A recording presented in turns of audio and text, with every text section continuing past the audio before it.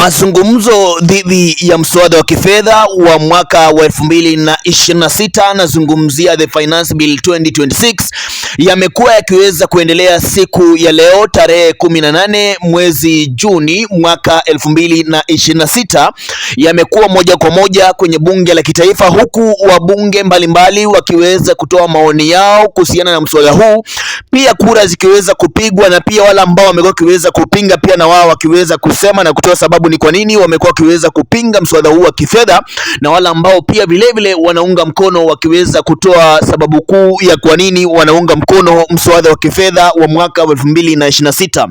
My good people, earlier on I told you that the Finance Bill 2026 itakataliwa, and I told you that Wakenya wameweza kuamua na kusema kwamba now enough is enough. They don't want to be actually to be intimidated or to be threatened about this finance bill, na hawataki kabisa mswada huu wa kifedha, manake tayari umeshaweza kutangazwa na kuambiwa kwa watu kwamba mswada huu uko na mambo ambayo sio mazuri hata kidogo, mambo ambayo yataweza kuja baadaye kumkandamiza na kuweza kuwa mazito kwa huyu mwananchi ambaye amekuwa akiweza kutazama na kuangalia na kusema kwamba hatimaye yeye ameweza kujipata mahala ambapo sio salama na si pazuri hata kidogo.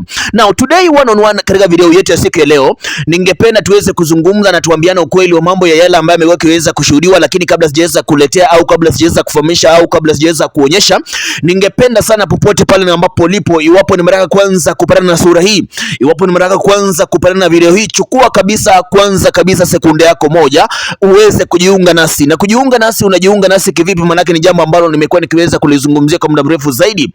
Kujiunga nasi, unajiunga nasi kwa kuweza kulike video hii, na cha pili ambacho ningependa pia uweze kuhakikisha kwamba unatufanyia katika channel hii au katika video hii ni uweze kutubonyezea sehemu ambayo imeandikwa subscribe iliyoko chini ya video hii, maana ukiweza kufanya hivyo tayari utakuwa umeweza kujiunga nasi, na pia tukiweza kuweka makala mapya utakuwa ukiweza kukua, unakuwa wa kwanza kuweza kupatana nayo au kuweza kuyatazama na kuelewa, kujua ni yapi ambayo hakika yanazidi kulikumba na kuendelea moja kwa moja kwenye taifa letu la Kenya.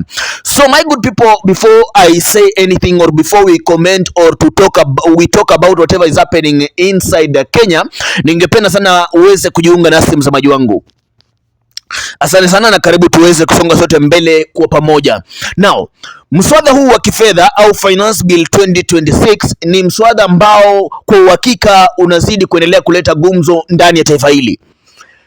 Na wakati ambapo mswada huu unaendelea kuleta gumzo, watu wengi wanaendelea kuona kwamba ni kama ni mzaa unazidi kufanywa pale katika bunge la kitaifa, ni kama ni kudanganyana au ni watu wanazungumza mambo ambayo baadaye hayataweza kuja kuzaa matunda, na lazima ukweli uweze kujulikana, manake ukweli ndio ambao utaweza kuja kuwa dhibitisho wa yale yote mazito ambayo sisi kama taifa tumekuwa tukiweza kuyashuhudia. Now, one on one guys, take a look on this video, then I'm coming back in a short while. You know, thank you. He does the Honorable Junet. Chair, we must tell Kenyans the truth, that this finance bill is for Kenyans and it's meant to make their lives easy and simple. Chair, as I've said earlier, I represent sugarcane farmers. I represent my voters as sugarcane farmers. Chair, we have 17 companies in Kenya that produce sugar. And courtesy to this government of President William Ruto and the broad base, all the 17 are functioning, and all the 17 are paying farmers, and they are paying within 7 days. Chair, I want to tell you, governments that are facing elections like now, 1 year to elections, are known for removing taxes from sugar so that they can raise campaign funds. But this is a government that is imposing taxes on sugar 1 year to the election. What is that telling you? Thank you. They want to take care of the farmers. They want to make sure that farmers earn, farmers get money. There is money in their pocket. We must respect and congratulate the president. Thank you, Chair. Chair, I would like to... Now, what is out of order, Honorable Wanjiboka? I'm concerned, Honorable Chair. The Chair of Finance received a call, and he has since not returned back. And you know he was dealing with a live wire. He was dealing with a live wire. So is he safe? Is he safe, Chair? No.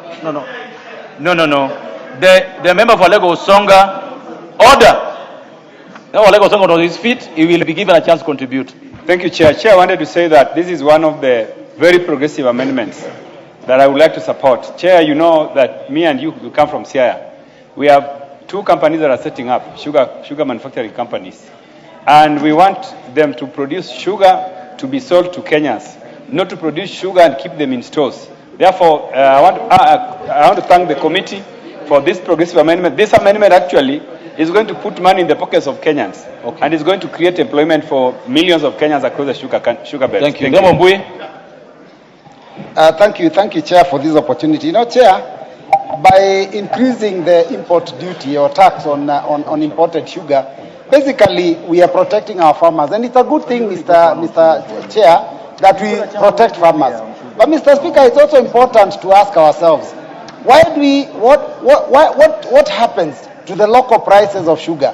Why is it they're not competitive in the international market? Because that may be what we need to deal with. Because as you protect farmers and you impose import duty that is very high, you forget that you've also got consumers who actually require the cheaper the price. So what we need, Mr. Speaker, is to find a way of sorting out the price matter, that we support our local farmers, but at the same time we also support consumers. Thank you. Because from where? Thank you, Honorable Speaker. There is nothing out of order on what Honorable Mbuya said. Go ahead, Honorable Member from where? Thank you, Mr. Speaker, for giving me this chance to contribute to this amendment. While I support this amendment, I also propose that you impose taxes on imported rice so that we can protect the Kenyan farmers. We are spending 55.5 billion on imports to this country from India, from Pakistan, Mr. Speaker, from as close as Tanzania. We need to protect the very oppressed Moya farmer, Ahero farmer, so that they can make their living. Thank you. Thank you, Mr. Speaker. Honorable Speaker, Honorable Chair, thank you so much. I just want to put some factors correct. Do we have enough sugar in the stores? The answer is yes. Do we have enough cane? Yes. What do we need? We simply need to have the market ready as it is. Therefore, Honorable Chair, I want to Karibu sana msamaji wangu, tuweze kuendelea na yale ambayo nimekuambia kwamba lazima tutayazungumzia na lazima ukweli utapatikana na lazima tuweze kukua tunaelimishana ukweli, tusiweze kuwa kwamba tunasikiliza tu kelele ambazo zinatolewa kule lakini ushahidi wa kile ambacho tunakizungumzia hatuna. Now, first of all, my group people, is that Kenyans have now decided and they have now stated and said that enough is enough. Those are not my words. Those are things that we are now seeing with our eyes that are happening. Those are now things that we are now seeing with our eyes kwamba they are now even making this government of the day kuweza kuonekana ni kama now enough is enough. Na unajua lazima tuweze kuyasema haya mambo yote namna na tuweze kuyaweka wazi jinsi na ambavyo yanafaa kuweza kuwa wazi, sababu even if guys we don't even speak about these things, hakuna mtu hata mmoja ambaye ataweza kuzungumzia. Even if we don't comment on it, hakuna mtu hata mwingine ambaye ataweza kuzungumzia au kuweza kutoa maoni yoyote kuhusiana na kile ambacho kinashuhudiwa ama kinaendelea ama kinazua gumzo. So this is the reason why for the longest time I've been telling you guys kwamba we need also to read this finance bill 2026, because many people who have been actually fighting for the ordinary mwananchi, they are saying that this finance bill, it is going to affect the cost of living. It is going to affect the ordinary Kenyan. It is going to make sure that the life of the ordinary Kenyan, ordinary mwananchi, it is going to be actually very, very expensive. The living, I mean the cost of life, the cost of living, it is going to be very high. There is no way those that are in power waweze kuwa wameketi mahali kisha wanasema kwamba now let's go and start talking bad about this thing because we want this government to look bad. No. What I'm sure of is that these people, whatever they are saying, they have a clue. They have read it. They know very well what they are saying. they know very well what Kenyans don't know. So they are trying to educate Kenyans for Kenyans to go also to read that finance bill. Hata siku leo nimeweza kuona kwamba wale ambao ni wanaharakati pamoja na viongozi kadhaa, ambaye mmoja wao ni Mama Martha Karua pamoja na gavana wa Siaya na mzungumzie James Orengo, wameweza kutembea moja kwa moja guu pili hadi katika afisi zake bwana Douglas Kanja na kuweza kumwambia kwamba tarehe 25 mwezi huu wako barabarani ili kwamba kuweza kuandamana, wako barabarani ili kwamba kuweza kulilia kile ambacho wanakihitaji, wako barabarani ili kwamba kuweza kudai kile ambacho hawana waweze kupewa mara moja iwezekanavyo. Now guys, you see what I'm trying to say? Ni mbaya, and the world needs to know kwamba moto umewaka na kuna joto ya kile ambacho kijoto cha mswada wa fedha wa mwaka 2026. So vuta ni kuvuta imeweza kuanza, huku mzamaji wangu tukianza kuona wale ambao wanakosanga bunge wameanza kuenda, wale ambao wanakosanga katika ile ambayo ni bunge la kitaifa hatimaye wameanza kuhudhuria ili kwamba kuhakikisha kwamba wameweza kupigia upato mambo ambayo yataweza kumuumiza Mkenya. And I'm telling you for a fact thing that we are seeing. Si kwamba nazungumzia maneno ambayo au mambo ambayo hatuyaoni. All these things that I'm saying, they are things that we are seeing with our eyes kwamba they are happening. So sio kuzuri na sio kuzuri hata kidogo.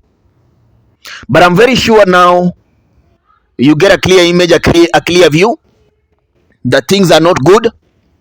Na lazima tuweze kuliweka taifa letu katika ile ambayo ni maombi ili kwamba tuweze kuwa tuko salama siku za usoni.